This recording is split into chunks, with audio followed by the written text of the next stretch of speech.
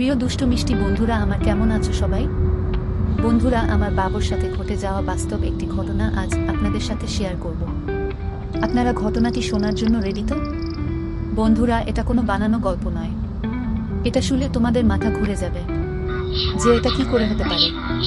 যাই হোক বন্ধুরা, আমার বাবা ছিল অন্য রকমের একটা মানুষ, যা তোমাদেরকে বলে বোঝাতে পারবো না। তো যাই হোক, এখন মূল কথায় আসি। প্রথমেই আমার পরিচয়টা দিয়ে নিই। আমার নাম রাজিয়া। আমি কলেজে ইন্টার ফার্স্ট ইয়ারে পড়ি। আমাদের গ্রামের অন্যান্য মেয়েদের তুলনায় আমি একটু বেশি সুন্দর ও ফর্সা। দেখতে অনেক ভালো লাগে সবার। আমার বয়স 17 বছর। আমার হাইট 4 ফিট 7। আমরা চট্টগ্রামে থাকি, ফ্ল্যাট বাসা। ও আরেকটা কথা, আমি ও আমার বাবা একসাথে থাকি। আমার আম্মু অনেক আগেই মারা গিয়েছে। তো বন্ধুরা, এখন আমার বাবার পরিচয়টা দিয়ে নিই। আমার বাবা দেখতে অনেক সুন্দর ও স্মার্ট। আমার অনেক পছন্দ হতো ওনাকে, কিন্তু কখনোই বলতে পারতাম না। আমার মা মারা যাবার পর আমার বাবা আমাকে মায়ের অভাব বুঝতে দেয়নি। অনেক আদর যত্নে লালন করে বড় করে তুলেছে। তাই বাবাকে আমি অনেক ভালোবাসি। বাবাও আমাকে অনেক ভালোবাসে। আমার বাবা একটি প্রাইমারি স্কুলের টিচার। 15 বছর হয় ওখানে চাকরি করছে। তো বন্ধুরা, চলুন মূল ঘটনায় যাওয়া যাক। একদিন আমি পাশের বাড়ির বান্ধবীর সাথে খেলতে গিয়েছি। হঠাৎ বাবা বাড়িতে চলে আসে, কিন্তু আমি টেরই পাইনি। আমাদের ঘরের ভিতরেই অ্যাটাচ বাথরুম ছিল। বাবা ওটার ভেতরে গোসল করতে গিয়েছে। বাড়িতে আসার পর বাথরুমে পানির আওয়াজে বুঝতে পারি বাবা গোসল করছে। আরেকটা কথা বন্ধুরা, আমাদের বাসায় একজন কাজের লোক ছিল, ওর নাম ছিল শর্মিলা। বাবা শর্মিলাকে বলল, এই শর্মিলা, গামছাটা নিয়ে আসো তো। আমি তো লুকিয়ে আছি বাথরুমের সামনে। শর্মিলা আন্টি গামছা নিয়ে আসতেছে। আন্টি বাবাকে গামছাটা দিবে, অমনি মুহূর্তেই আমি আন্টিকে বললাম যে আমার কাছে গামছাটা দাও, আমি বাবাকে দিয়ে দিচ্ছি। শর্মিলা আন্টি সরল মনে আমার কাছে গামছাটি দিয়ে দিল। আমি যখন গামছাটি বাবাকে দিতে যাব, অমনি গামছাটি একটানে আমাকে সহ নিয়ে ভিতরে নিয়ে গেল। ভিতরে ঢুকে দেখি বাবা স্নান করতেছেন।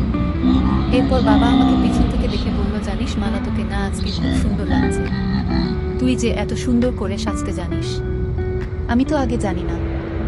এরপর বাবা বলল, আচ্ছা মালা, আজকে তুই কাপড় খুলবি, দেখবো তোকে কেমন সুন্দর দেখা যায়। যাই হোক বন্ধুরা, এরপর বাবা স্নান শেষে রান্নাঘরে গেল এবং বলল, আমার মালা তো সব কিছুই রান্না করে রেডি করে রেখেছে। বাবা বলল, আজকে মালাকে কে খুব সুন্দর লাগতেছে। যাই হোক, ভাতও মাখতেছি, কিন্তু ভাতও খাইতে পারতেছি না। আমার মেয়েটা যে এত সুন্দর করে সাজছে, দেখতে একদম আকাশের পরীর মতো লাগছে। আমি খাচ্ছি আর মালাকেও বললাম, তুইও খা। মালা বলল, বাবা তুমি এখন খাও, আমি পরে খাবো। আমার আজ খাইতে ইচ্ছা করছে না। কিছুক্ষণ পর আমি এমন অভিনয় করলাম যে মনে হয় আমার অনেক জ্বর আসছে। মালাকে বললাম, মা আমার কপালে হাত দিয়ে দেখতো। মালা বলল, কেন বাবা, কি হয়েছে? দেখতো মা, আমার যেন কেমন কেমন লাগছে। বাবার কপালে হাত দিয়ে দেখি অনেক জ্বর আসছে। আমি তাড়াতাড়ি করে জলপট্টি দিয়ে দিলাম। এরপর বাবা বলল, তোর মা ও আমাকে এভাবেই জলপট্টি দিয়ে দিত। মনে হচ্ছে তোর মায়ের হাত দিয়েই আমাকে কেউ জলপট্টি দিয়ে দিচ্ছে। আমি বললাম, আচ্ছা বাবা, তুমি এখন ঘুমাও। পরে হয়তো আমার বাবা আমাকে অনেক ভালোবেসে ফেলেছে। আমি ও বাবাকে অনেক ভালোবেসে ফেলেছি, কিন্তু বলতে পারিনি। বাবা পরের দিন স্কুলে যাবে। আমি বললাম, বাবা তোমার তো শরীর ভালো না, তুমি বরং আজকে স্কুলে যেও না। পরে যদি আরো জ্বর আসে তাহলে সমস্যা হয়ে যাবে। এরপর বাবা বলল, আচ্ছা তুই বলছিস তাই যাচ্ছি না। এরপর হঠাৎ একদিন বাবা বলল, মালা শোনো মা, তোর সাথে আমার কিছু কথা আছে। আমি বললাম, বলো বাবা। বাবা আমাকে জিজ্ঞেস করলো, তোর কি কোনো ছেলে পছন্দ হয়?